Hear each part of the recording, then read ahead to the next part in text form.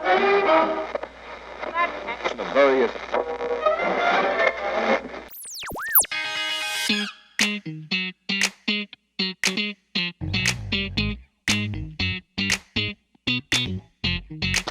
Let's go. It's your host, Nick Perrette, and you're listening to Commercial Roofing Radio. This is the hottest radio station in the roofing world. We are your favorite place to hang out, learn, and shoot the shit. So sit back in your truck's chair, relax, and enjoy the show. Welcome back to another episode of Commercial Roofing Radio. Our next guest is the man, the legend, Reggie Brock. All right, so I had the chance to meet Reggie at the American Contractors Summit that John Dye hosts, and he was actually the kickoff speaker on day one. And I was sitting there, and I was ready to jump on my seat, man. I was like, all right, I got to do some things. I'm ready to live my full potential. So that's what we're going to be talking about today. Reggie actually went to biblical school, very involved in the church. He is the national account manager at Beacon Roofing Supply and has been in the industry for over 30 years. He lives in Florida, loves the golf. Sounds like he's pretty good at that 5-iron, so you better watch out when he's whipping that out. Reggie bought an RV to avoid the airports and hotels, so we'll definitely be talking about that. You know, as anybody in business who's traveling a lot, that's a real interesting story. But today he'll be teaching us how to live exposed, right? How to live the life we were meant to live, all right? And speaking of live exposed, make sure that you check out Reggie's podcast, Live Exposed, where he will continue to help you along that journey after today's episode. So, Reggie, let's move some mountains, man. How we living? I'm ready.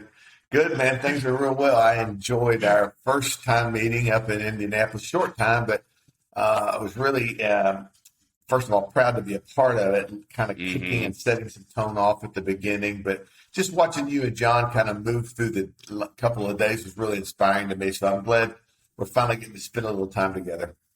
Absolutely, man. So you said the golf game's been looking good. Hey, I heard 210 with that 5. That's pretty nice, and that's in Florida, right? That's not in Colorado altitude over here.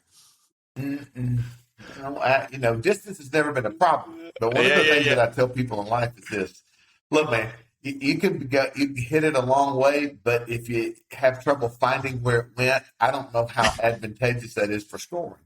And so what I was doing is making a bunch of mistakes with that big driver, and I could hit it a long way. The problem was sometimes I couldn't find it, and I was penalized. So I thought, this is nonsense. I'm about scoring, so let's get accurate, let's get controlled, and let's get a better score. And so that's kind of what's happened to me. I've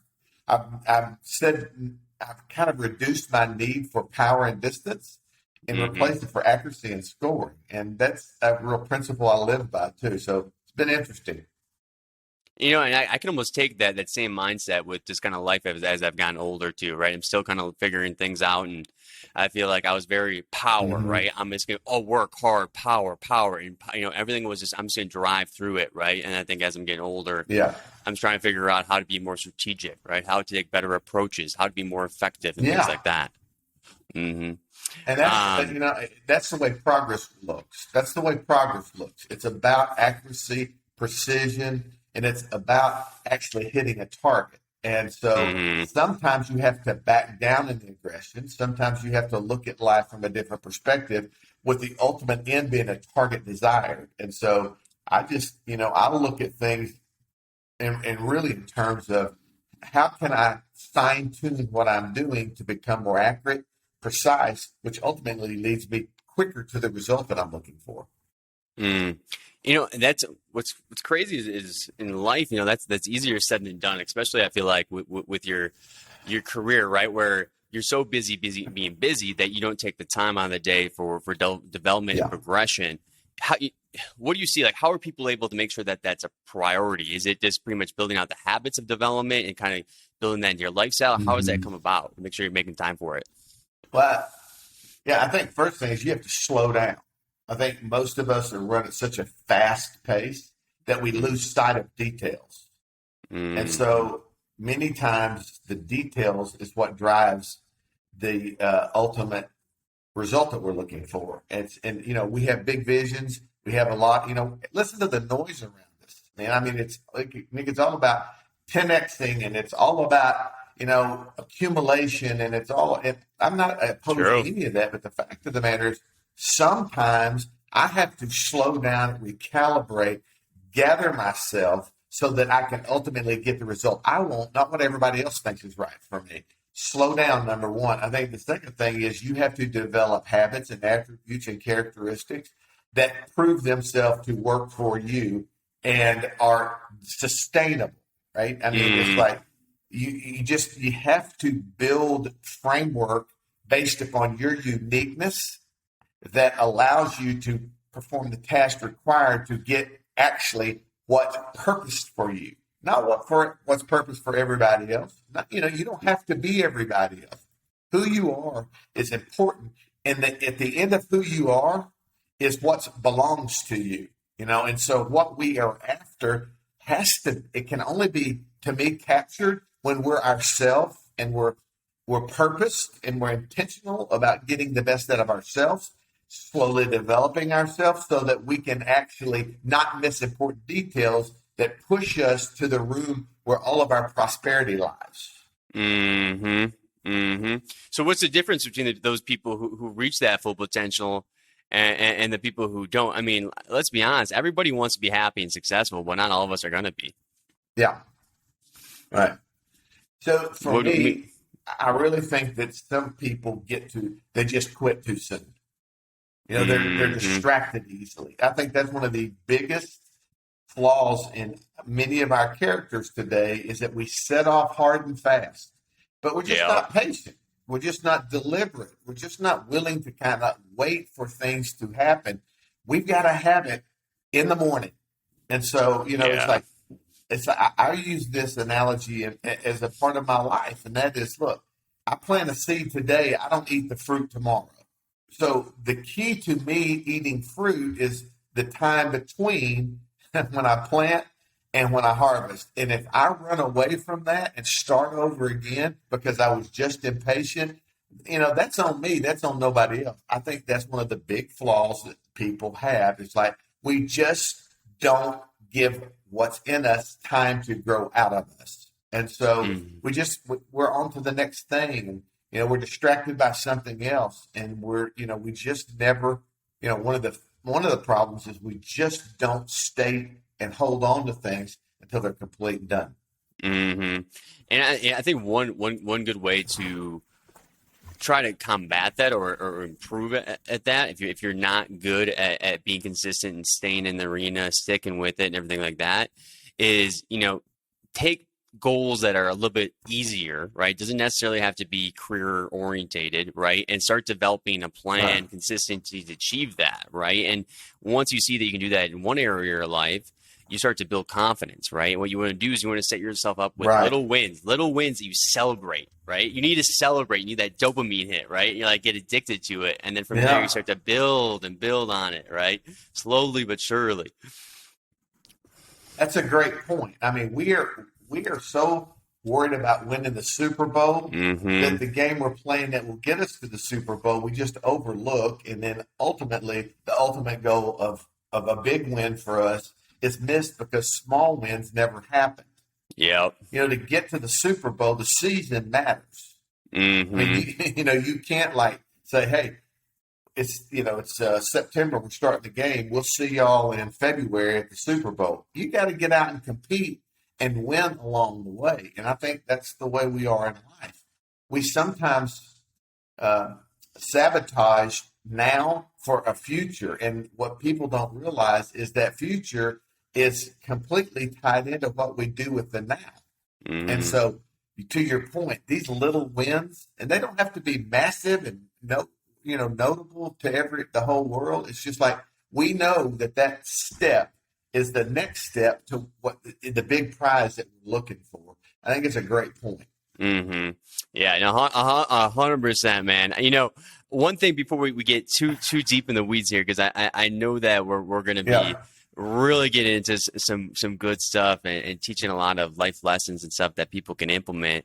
I do want to talk about kind of the RV quick, because I feel like that's a good, that's a good story to Yeah. tell, to kind of bring it into, what this is all about, So first off, why did you get the RV? You remind me of the late, great, John Madden taking the bus to the games instead of the plane. Yeah. Yeah.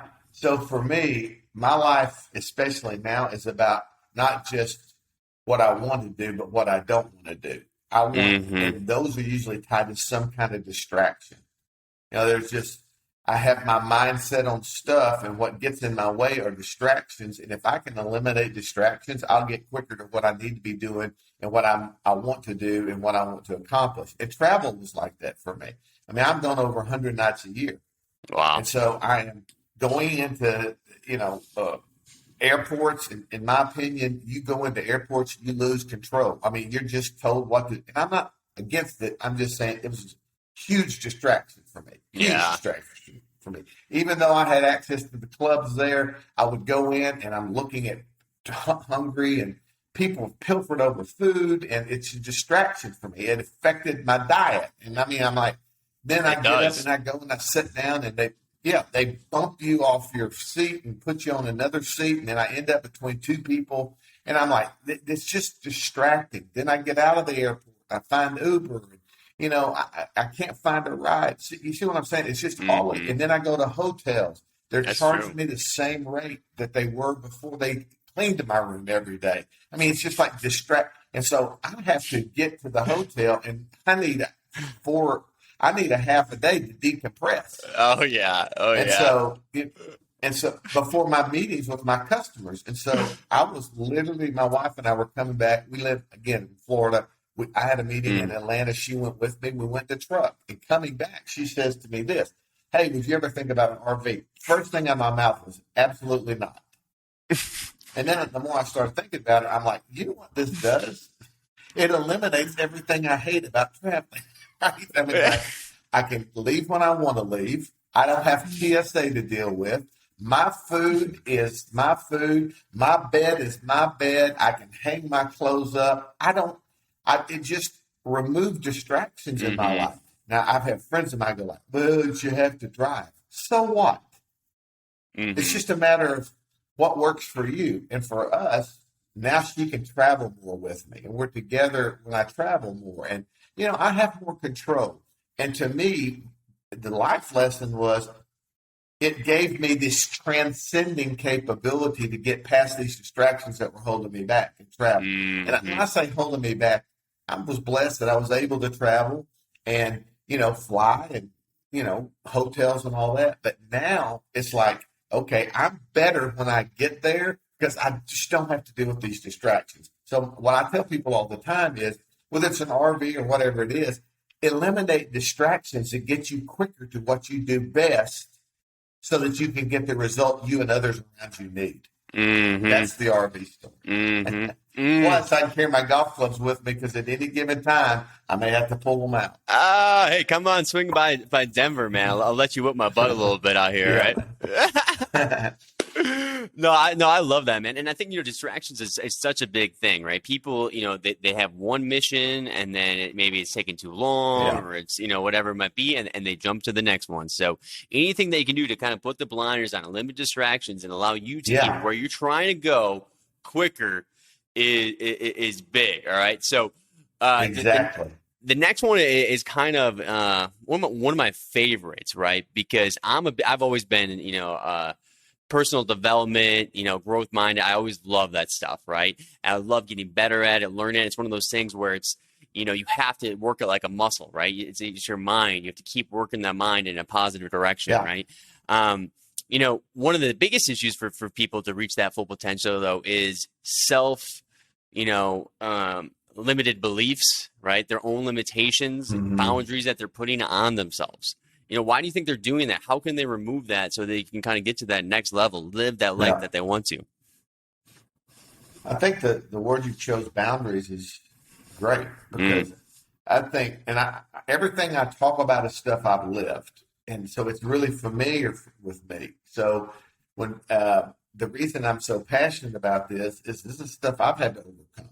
And these boundaries is what caused me to get sick and tired of being held back. And so for me, I think to answer your question, I think that people, rather than deal and resolve with issues in their life, they stuff them and think that if I don't see them, I don't talk about them, they're not visible to everybody else, they'll just magically go away. And the problem is they never do. So with me, my boundaries were not anything you could see. I never talked about them. I never dealt with them. And eventually they started working their way out of me, and it showed up in my behavior. So there were some things inside of me that were tied to failures and disappointments in my life and, hurts. And there were just things in me that I never dealt with.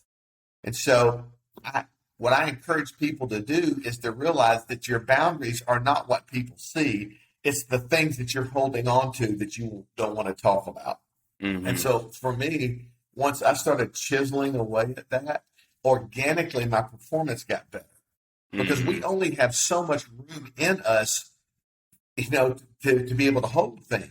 And so when you start freeing up those cavities or those cancerous kind of places in your life that are really holding you back, you're tethered to them, so to speak. All of a sudden you wake up one day and you feel free in your mind to really activate in a new way and be able to produce at a higher level because you're just not, again, distracted and despondent and being held back for things that you have been really chained to for years. Yep. And that's what it was for me. So I use this example, and you've heard it before, that my wife is a pharmacist, and I'm paraphrasing again because I know this is going to be broadcast, and she'll hear it, and I want to make sure she knows I'm paraphrasing. She's actually in the other room, so she's hearing this again. So she's a pharmacist, and when I started talking about doing this podcast called Live Exposed, I said, John Dye, which both of you and I are friends with, John came up with the idea, actually, after he kind of heard what was in my heart,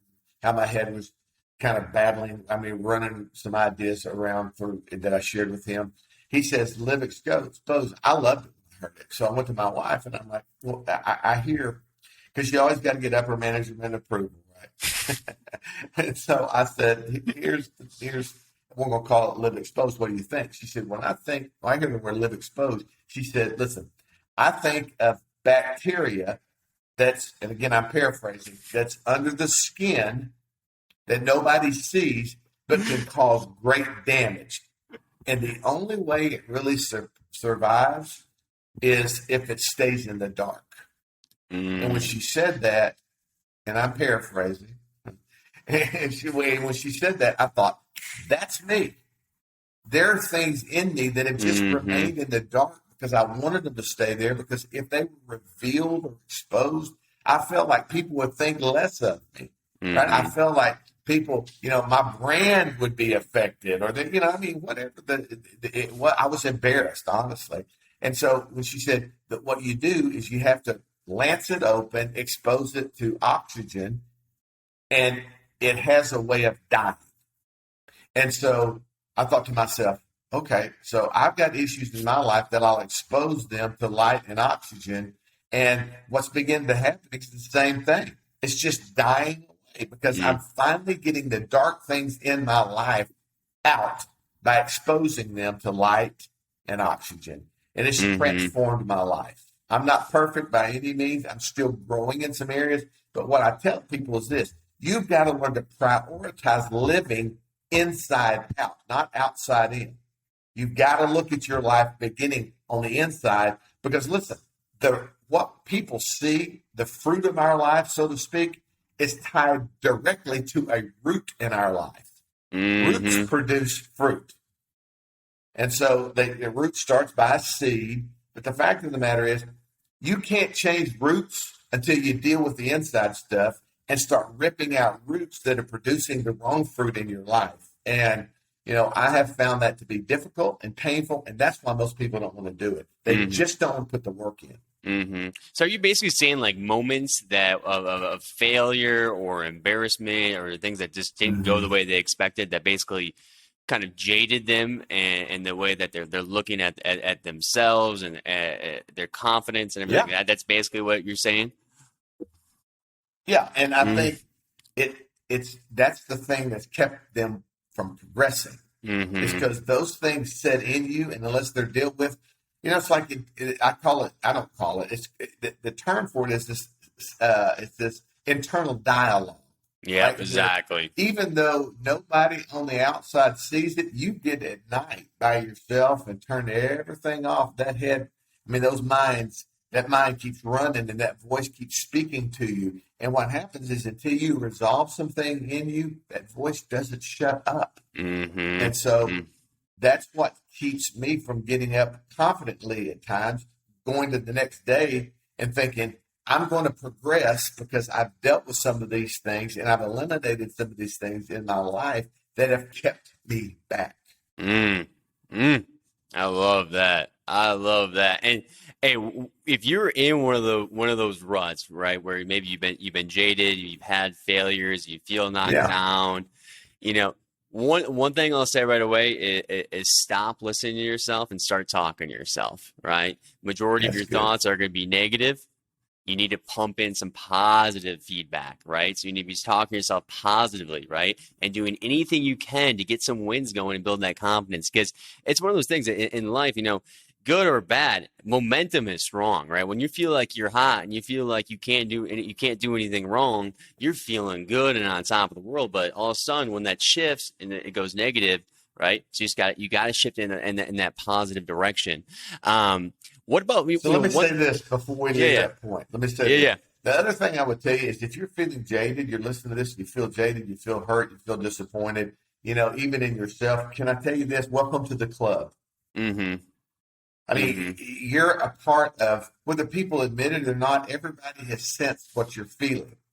The issue is, which is going to be more important to you, your bounce back or these setbacks? That's kind of a motto of my life. I have had a bunch of setbacks of just poor decision making that made me skeptical, made me afraid really to try again. But then I started kind of pushing through that. And when I die, and people talk about legacy all the time, one of the things that I think about legacy is this: I don't want people to remember me when I'm gone for my failures or my setbacks. I want them to remember the momentum that was created for me and others around me as I bounced back.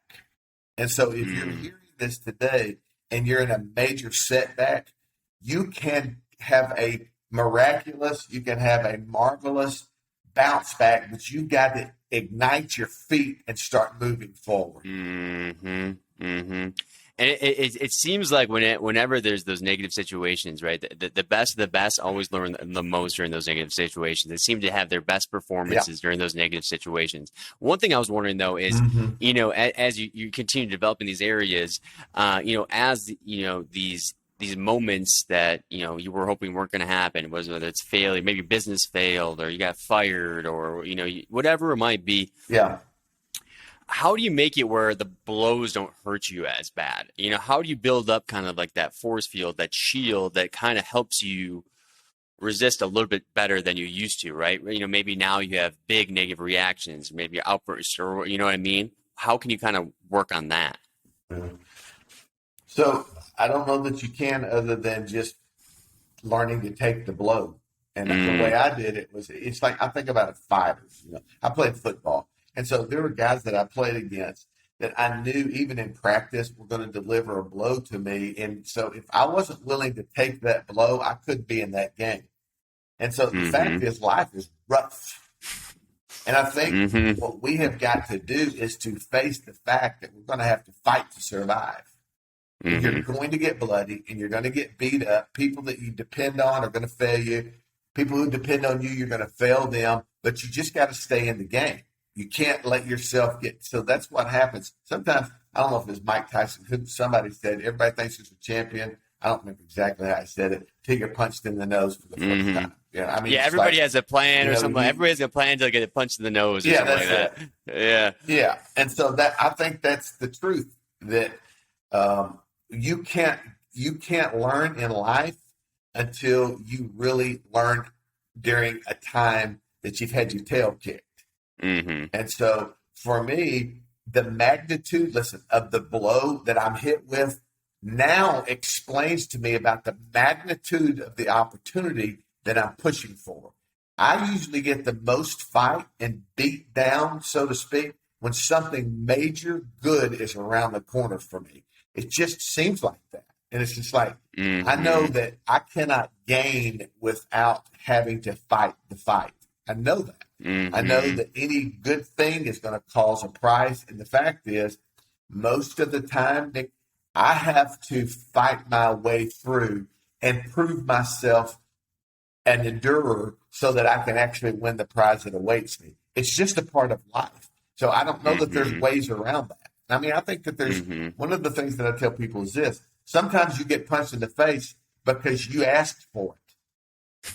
I mean, we just do things. We make decisions where, you're pushing on the wrong people and you're saying the wrong things. People will fight back. So some of our beat down, so to speak, are just self-induced because we can't control ourselves, or we're not smart and we're not wise and we're not really thinking, rather than we're just running hard at life. Slow down and realize you're going to take punches, but don't do it because you have put yourself in a place because of a bad decision to get knocked down. Be careful with your decisions, and it'll limit the blows in life you take. So, I love all of that. And I had a couple of quick follow-ups on that one is, first off, when you're talking about anything good, you're going to have to endure for anything good that you want, whether it's some kind of achievement or goal or lifestyle, whatever it is. That's actually how I always think too, is I'm never worried about if I could achieve a goal. I always look at it as am I willing to deal with what I'm going to have to deal with to get there? Right. And if I can agree on that I say, yes, this is worth it. I'm willing to deal with this, this, and this. And you get kind of a general idea of what it's going to take. Then I will achieve that goal. Right. Otherwise, in my mind, if I'm already saying that's not worth it to me, there's no point in going after it. And then, when we have these problems in our lives, it's like we all think we shouldn't have problems, but we're going to have them. Right. And most of the time, it's like, you asked for this pressure, right? So if I'm sitting here now as like a business owner, right? So I've been in business for 5 years. There's always good months and there's always bad months, right? Some are better than others. There's always going to be issues. There's no matter what, right? There's always going to be issues. And for me, it's like I asked for that pressure. You know what I mean? So when I get mad about it, it's like I asked for this. This is what I wanted. This was the dream. You know what I mean? So it's like you got to accept it. You're like, all right, let's go. But it's easy to dream, and it's hard to work it out, and it's hard to put the action behind it. So, I think you make a good point. You got to count the cost and realize if you're shooting for something big, there's going to be resistance and there's going to be challenges along the way. I mean, most of the guys in our industry in roofing, they make crazy money, and comparatively speaking, it's really crazy money, and so. But with that comes some hard work. I mean, I know these guys work hard. I mean, right now in Florida, it's 97 degrees. There's guys out here building roofs or inspecting roofs. It's really, really tough. But for a payoff, there's got to be a price. Yep. And to your point, knowing and accepting, okay, look, this is a part of the bargain that comes along with the goal that I have here, I think is maturity, and it helps us to kind of wrap our head around when something comes at us, and stress or pressure, somebody punches us, so to speak. We got, there's a big goal ahead of me. This just comes with it. And any of these experiences you're having where you're getting kind of knocked in the face, remember, you're not learning much from it if you're not reflecting on it. So make sure you reflect on it and see, what you could have done better. Why did this happen? How did I handle it? All that kind of stuff, right? Any kind of situation that I, handled negatively too, or I think I did better, I try to do my best to reflect on it when I'm, calm down. One thing I wanted to ask you about was, this is, the roofing space that we're talking about, right? And obviously a lot of business owners and people who are building their careers in the space are, listen to it. If I'm an owner, how can I use my business as a platform to reach that good life, right? I think sometimes it almost can become a prison. It can become a job, a stress, all this kind of stuff. How does it no, this is my tool. This is my tool that gets me to my good life. So I think you have to determine what good life means.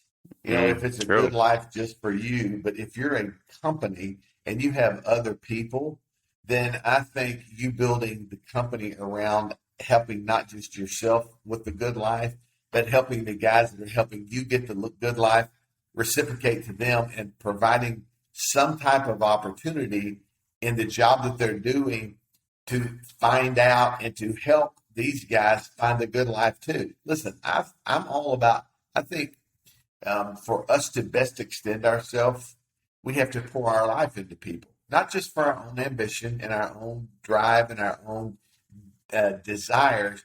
We have to be willing to give to other people, because with the measure you give, you receive.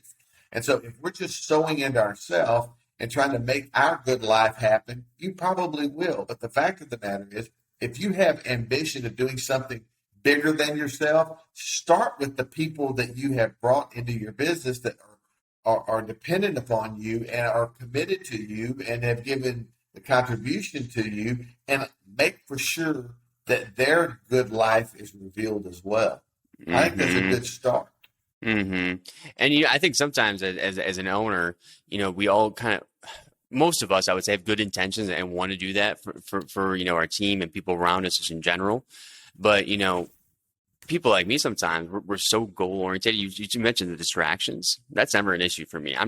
But sometimes what happens is you're too locked in. You know what I mean? And you're forgetting to kind of enjoy the journey, or you're forgetting to make sure that you're helping people along the way.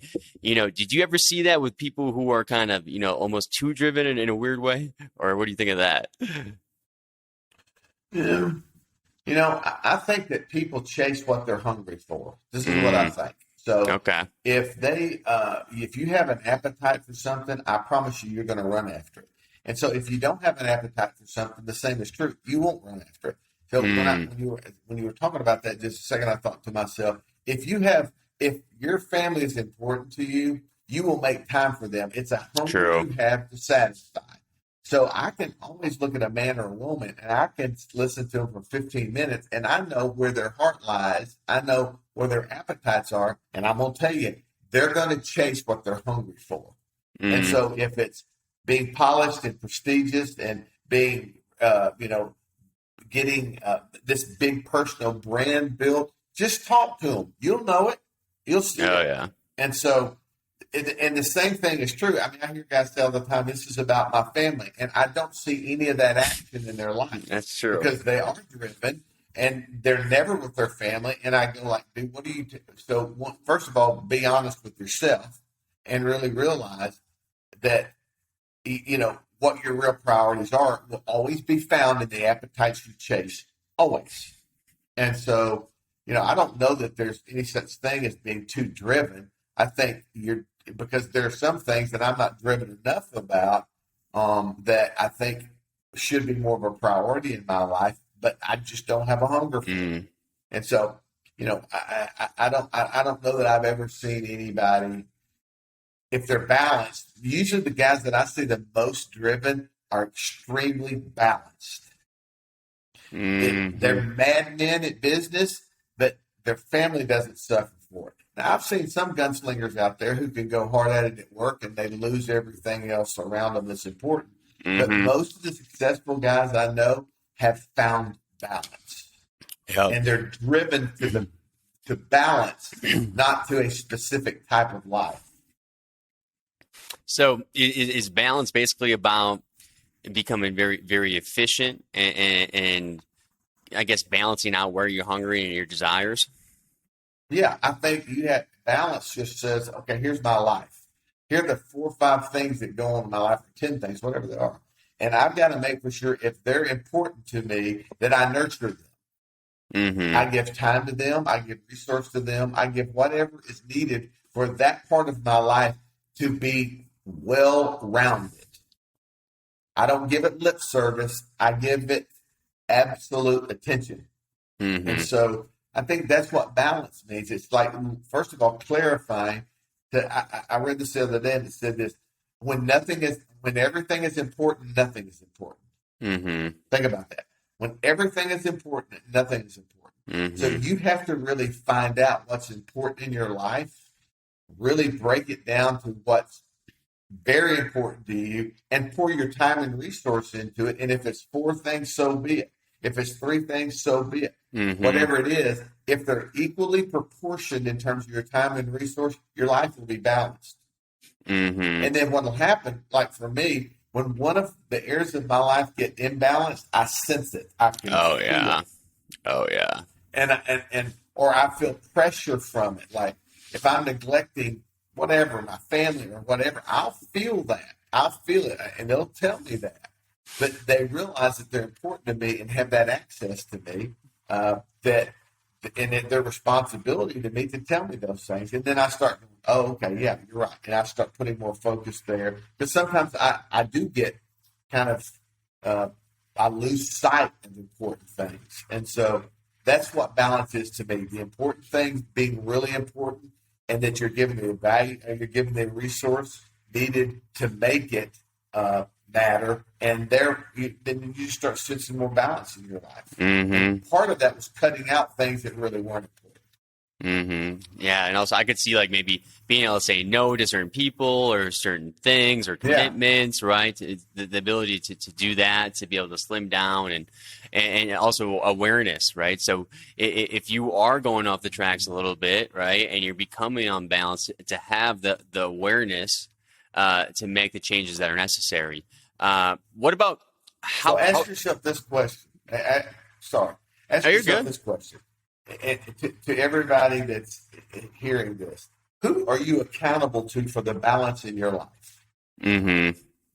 Who is it in your life that has the ability to walk into it unexpected and speak into your life and you receive it? And they'll say to you, you're getting way out of balance here. You're talking about one thing, but I don't see the evidence of the talk. And I think that's another important factor to having a balanced life. You got to have somebody who will come into your life and speak truth to you, and really doesn't have gain out of it. You know what I'm talking about? Yep. I can't. If I come into your life and I tell you something, and I always tell you it for your gain, and I'm wanting something out of it, that to me is fraudulent. I want to be able, and I've got guys in my life on the phone with one of them this morning. I tore his butt up. I mean, this is a really good friend of mine, but he's a very successful in the business. But he called and he started whining to me about things. It's like, and he started making excuses about things, and nobody in his life will speak to him and say to him, "Come on, stop." And that's what I told him this morning. I'm like, I get where you're at right now. You're believing your own excuses. And so when you're willing to stop doing that, then call me back and we can deal with real life. There's where you need somebody to be able to come in and punch you in the face, to wake you up, to make for sure that though you're talking about balance, you actually are. Mm-hmm. Mm-hmm. I love that. I love that. So the next one is another topic that I like a lot. It is actually about peak performance, right? Peak performance. I've heard things, like getting your flow state, right? I always think about, maybe a sales presentation that I did that I was just like dialed in, or some kind of sporting event where I just felt it, right? I didn't have to think too much. How do people achieve that in their careers? So it's an interesting term. I've just really started studying it over the last couple of years, that flow state. And I think that's really interesting. For me, to really perform at my maximum capacity, there's a couple other things that I've noticed about me that maybe help some people that are hearing the show today. The first thing is I have had to realize with me when I am not being true to myself and being honest with myself about my talents and abilities. Yeah. There are things that I want, and there are things that I just can't do. There are things that I'm capable of and things that I'm not. And sometimes I have run in the wrong lane wanting to be something that I wasn't. And every time I minimized my capability of performance, every single time. The second thing I've realized is that I have decided, I've started to come to terms with really who I am.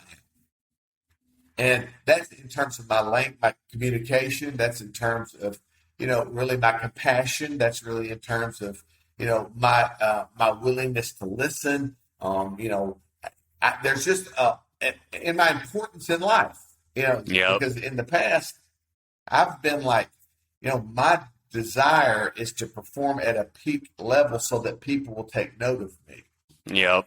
And the fact is that is counterintuitive and productive to me and my uniqueness, actually doing what I'm supposed to do to gain the not just needs but wants of my life for me and my family. And so I don't, I think we think about peak performance as a comparative.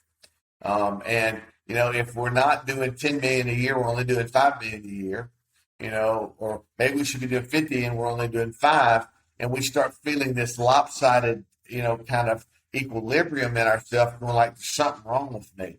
And the fact of the matter is, I know a lot of guys today who do 5 million a year who make more money than guys doing $50 million a year, because they maximize what they have in their hands.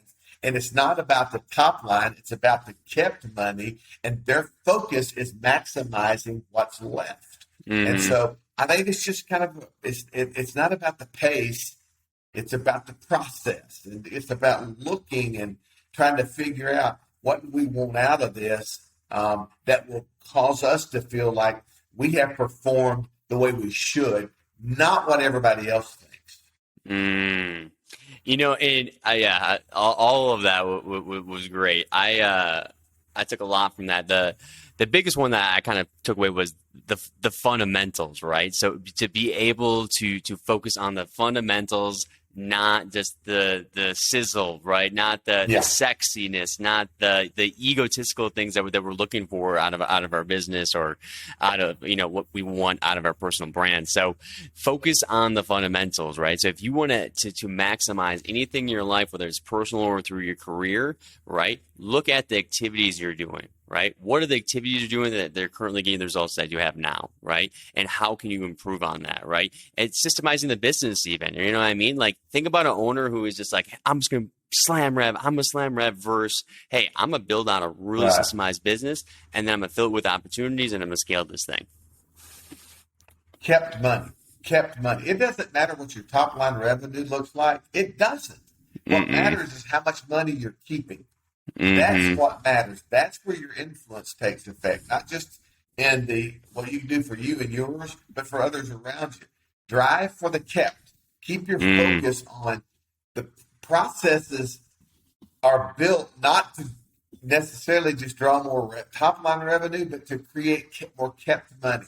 I want to know how much you're keeping. I don't want to care how much you're selling. I want to know, because your kept money is what's going to, as you're sustaining. I had a college coach, and you said fundamentals and techniques, and it just really ran me back to 40 years ago. I had a college coach. His name was Paul Costa. He's passed, but Paul was an all-pro offensive tackle for the Buffalo Bills back when O.J. Simpson was there, and he was my college football coach. And he stopped me regularly, and he came up to me one day and he said, "Look, man, I'm going to be honest with you. You don't have the size, you don't have the speed, and you really don't have the ability to go to the next level. But what I know is that you'll work hard." I'm like, okay, so I don't know to feel good about that, or bad about that. But he said, what I'm going to help you develop is the right technique. Listen, the right technique. He said, because with the right fundamentals and techniques, you can get things done that even more talented people can't, because they're just not technique minded. So what he would make me do is he would take me and get behind me, and we'd walk through steps, literally, listen, steps. I come off the ball. Where's my right foot hitting, from my stance being back? Where's my hand? Listen to this. He said, where is your head when you make impact on the target or the linebacker? And so what he noticed, he filmed me, was that my head I was trying to hook a linebacker, and my head was on the middle to inside of the linebacker's shoulder, which gave me no leverage. He said, all you have to do is to shift your head. That's all you have to do. So when I came into the block, I just moved to the shoulder side of his outside, and I could turn him because when I turned him, when I hit him at that level, it gave me leverage to push him off the ball. Listen, it's technique. It's fundamentals. And what I ask guys all the time is, are you caring enough for your people to watch them in the field and to pick up on little things, not major things, but just little things that you can teach them and train them and develop them in techniques that will move, that will give them the leverage in the call or in the relationship to turn the customer or to turn the person in their direction. It's about technique and fundamentals. Beautiful, man. See, that is what it's all about. And you know, you look at athletes, right? And they look at the game film, right? They reflect. They look at that stuff, right? What are you doing as a business owner? Are you looking at the numbers? Are you reflecting? Are you looking at what projects went well, which ones didn't, right? Reflecting, looking at that, having the data, right? Building this thing out. Let's go. I love it. You had me all pumped up here, but I gotta ask you though. Now I'm bringing it back to roofing. All right, I want to hear what your thoughts are. I got to at least ask you, what do you think is the forecast for the roofing industry for these next couple of years? It's been, we had COVID, right? Now we have some economy stuff going on. You know, there's so much stuff going on. What do you think? So I think stuff's going to go on and just have a different flavor next year. I mean, there's always going to be challenges. This is a great business, and it's not going to get any different. I mean, it's going to change again.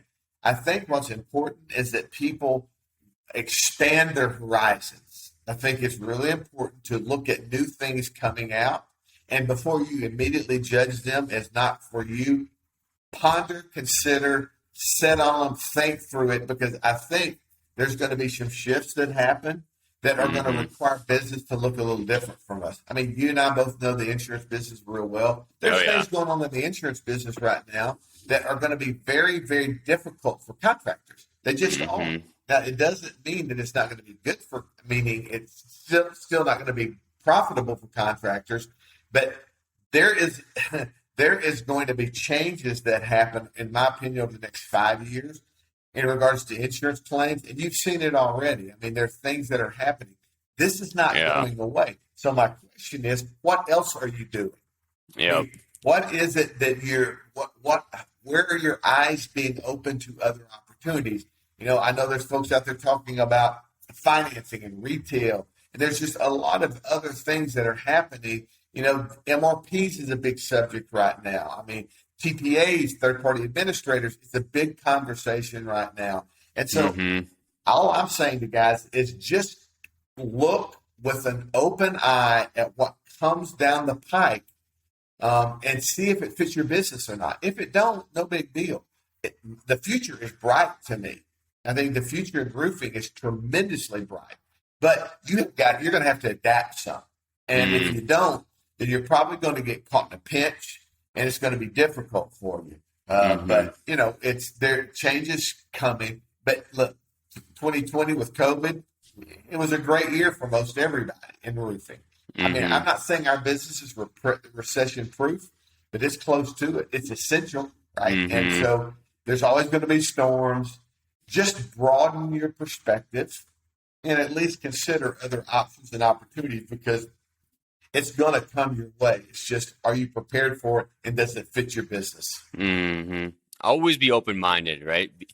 Have your ears open, listening to what's going on, what other people in the space are utilizing, what's working for them, right? You know, there's all these different social media groups where people are posting things. I mean, there's different training things you can do.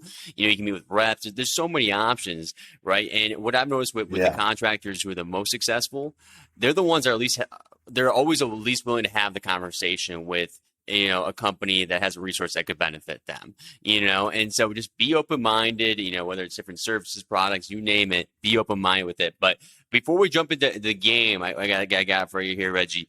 What's the best way to get a hold of you if somebody wants to get in contact with you?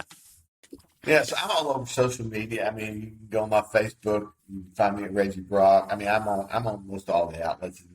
People can find me there, or they can reach out to me direct. My phone number, I mean, it's 817-908-0808. I'm there to help any way I can.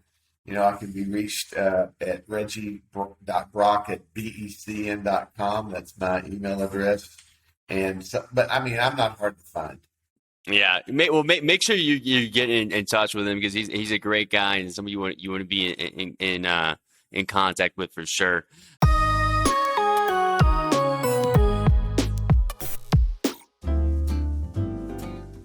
Oh, hey there. You come here often? I feel like I see you every Wednesday. And, you definitely caught my eye. I'll tell you one thing. You know how to stand out from a crowd. You already got a lot of great things going for you. I mean, I see your company. I see what you got going on. I want to be part of it. How about I give you my number and you send me a text? 720-796-4935. Hey, yeah, it's Nick, right? Peakleads.io. I think we can help you generate some commercial roofing leads. Looking forward to chatting. Talk soon.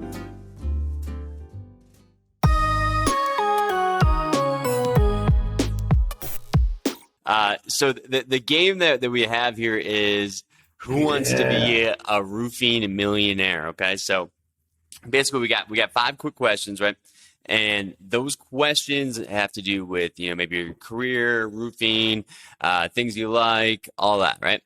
And you have 2 lifelines. So you have a 50-50, which you can use for 1 question, and that will remove half of the wrong answers, right? Leaving you with a 50% chance of getting it right. And then the other one is phone a friend. So you can call a friend. If they don't pick up, you lose the lifeline. Cool? Uh-huh. All right. So the first one here. 5 questions. Oh yeah, and I'm not gonna lie, they're actually they're kind of hard because there's kind of random questions, but it's fun. So first one is Florida is home to over 1,100, so 1,100 golf courses. How many rounds of golf is played in the state of Florida every year? A, 500,000 rounds. B, 48 million rounds.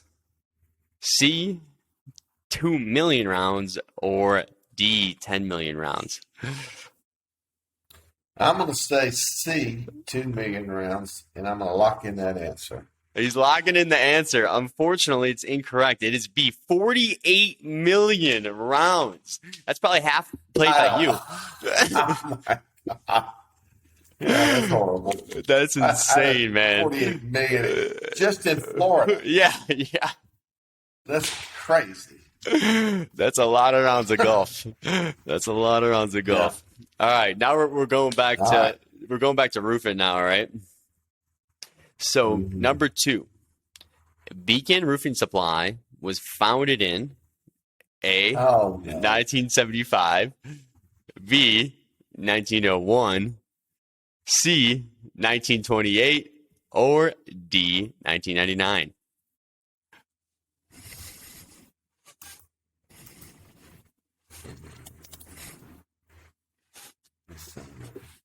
1928. Yeah, that is right. That is correct. All right. Now we're going to the RV. All right, we're going to the RV. So okay, you bought an RV. So I researched random RV fun facts. All right. So what do you think is the average age of an RV owner? Is it A, 48 years old, B, 33 years old, C, 63 years old, or D, 57 years old?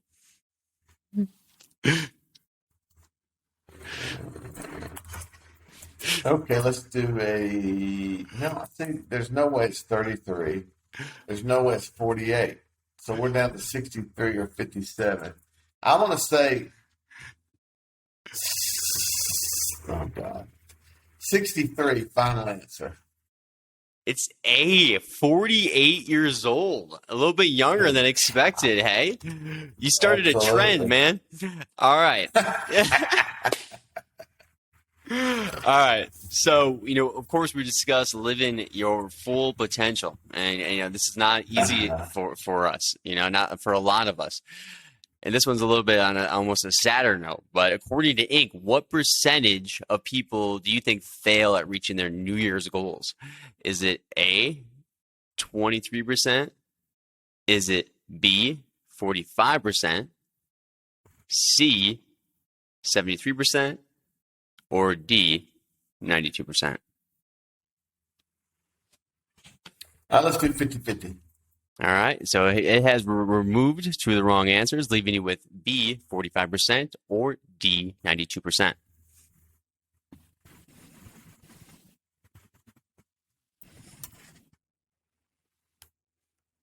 I'm going to say D, 92%. D, 92%, leaving 8% of people who actually reach their New Year's resolution. So 8 in every 100 people will actually reach those. That is wild, hey? That is wild. I got one last one for you, and it's going to be another golf question here, okay? One more golf question. As a golfer, you got to respect the career Tiger Woods has had. How many times has he won the Masters? Is it A, 2 times, B, 5 times, C, 3 times, or D, 7 times?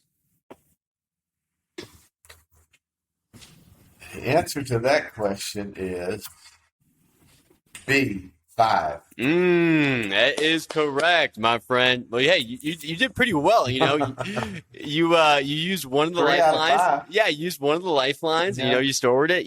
So that helped out. Got that one. So well done. And you realize that golf, is very popular in Florida with 48 million rounds. Pretty unbelievable, man. But hey, Reggie, it's been a lot of fun. We have this last little saying that we're basically end with enlightenment. So, like I said, it could be a book, a suggestion, a quote, a life lesson, really something you just want to leave the viewers with. So there's a book I am reading. I'm going to leave you 2 things. There's a book that I'm reading that's called Above the Line. And it basically talks about there's an imaginary line that's actually real in all of our lives, that we know that if we live above that imaginary line, things are good. If we descend below the line, things get really rough for us. And this book talks about how to find out what that line is and how to stay above it, not below it. I would encourage that. It's written by Stephen and Mara Clemich, Klemich. Great book. Awesome. A quote I think about this a lot, and I want to share this as we leave. Denial is an enemy of growth. And so one of the things, let me finish, and truth sets us free to grow in who we are meant to be. So you can deny yourself all you want in terms of the realities of your life, but the only thing that's going to set you free into the life you're destined to live in is truth. So find truth as the North Star of your life. Be willing to not just hear truth, not just even read about truth, but practice truth, and your life will change. Okay, so I like that one a lot. So it was denial is, what was it? Denial is an enemy of growth. And truth sets us free to grow into who we are meant to be. I like that a lot. And it's I'm even thinking about use cases with that one too, where I look at areas where if a client isn't happy or we had issues, and we talk about it as a team, that there's some cases where people, they say, hey, they're not taking responsibility or trying to look at it, right? They're denying it, right? But then when we kind of change perspective and admit where we were wrong, we start to learn where we can grow, where we don't make that mistake again. That's right. Amen to that, man. Preach. Always a pleasure, Reggie, man. Thank you so much for joining, man. It's been so much fun. Yeah, I enjoyed it, buddy. Thank you so much.